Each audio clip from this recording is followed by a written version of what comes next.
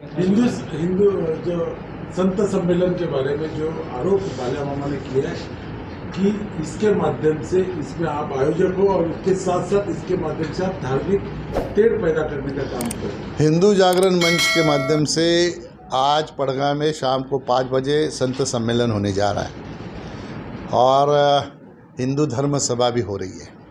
इसका आयोजन यहाँ के कई संत हैं उनको लेके हिंदू जागरण मंच ने किया है, लेकिन यहाँ के नए नए चुन के आए जो सांसद हैं इन्होंने मेरे नाम से कहा है कि इसका आयोजन मैंने किया है और ये आयोजन इसलिए किया है कि यहाँ पे जातिवाद दंगा हो, इसलिए मैंने किया, ऐसा उन्होंने मेरे ऊपर आरोप किया है। मैं तो कहता हूँ कि इनका थोड़ा सा बुद्धि का परीक्षण करने की आवश्यकता है, क्योंकि ये जो कार्ड है ये मैंने आपको दिखाया, ये कार्ड में स्पष्ट लिखा है किसने इसका आयोजन किया है। अगर ये देखे बिगर कोई इसके ऊपर एलिगेशन करता है तो निश्चित तौर पर इसको कोई आधार नहीं है। और मुझे जो समझ में आता है कि इनकी राजनीति अभी तक ख़त्म नहीं हुई है, इनको राजनीति करनी है। अभी सभा के चुनाव आ रहे, लोकसभा में जो नैरेटिव यहाँ पे फैलाया गया वो नैरेटिव की वजह से हमारे मुसलमान भाइयों ने एक साथ में आके जो वोटिंग किया वैसे ही विधानसभा में वोटिंग हो, इसलिए फिर से एक बार ये नैरेटिव सेट करने का काम किया है। 10 साल मैं सांसद था, 3 साल मैं मंत्री था।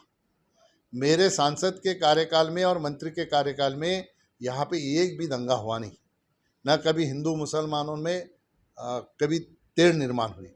लेकिन मैं आपको बताना चाहूँगा कि जिस दिन रिजल्ट हुआ उसके दूसरे दिन एक पुलिस को भी टपली मारने का काम यहाँ पे हुआ है हमारे मुसलमान साथियों के साथ। उस वक्त ये कहाँ थे? अगर ये इतनी लोकशाही मानने वाले हैं तो उस वक्त अगर सामने आके हमारे पुलिस भाइयों को कोई मार रहा था तो उसको सामने आके प्रोटेक्ट करना चाहिए था। क्या ये सारा इसलिए लोगों ने आपको चुन के दिया है कि भिवंडी का माहौल ख़राब करे? सही मायने में अगर कोई मुसलमान भाई बोलता कि कपिल पाटिल दंगा फैलाने का काम करता है तो मुसलमान भाई कभी ऐसा बोलेगा नहीं, क्योंकि वो मुझे सारे जानते हैं। सारे भिवंडी के मुसलमान साथी हमारे जो लीडर है ये सभी मुझे जानते हैं कि मैं किस टाइप का आदमी हूँ।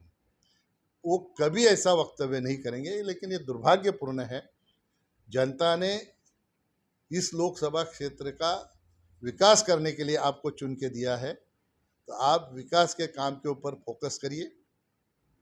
चुन के आए, दूसरे दिन किसी के साइड पे चले गए, वहाँ पे भी कह दिया कि सारे जो इलीगल यहाँ पे काम हो रहे हैं इन सभी को कपिल पाटिल का आशीर्वाद है।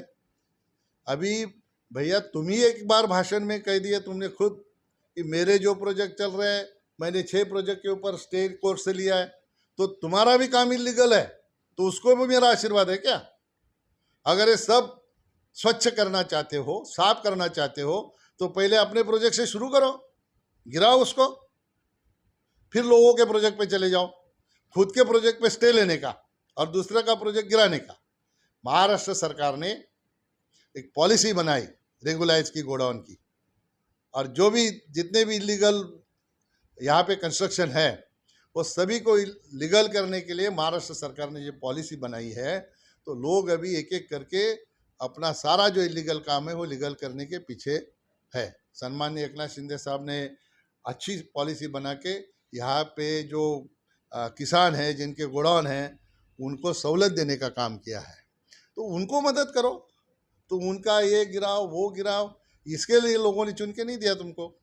मैंने 10 साल में, मेरे सांसद के कार्यकाल में और मेरे मंत्री के 3 साल के कार्यकाल में भी एक किसी अगर प्रोजेक्ट के खिलाफ लेटर लिखा होगा तो आप मुझे दिखाइए। मैंने कभी भी किसी की कंप्लेंट नहीं की। मैं यही चाहता था कि लोगों को रोज़गार मिल रहा है।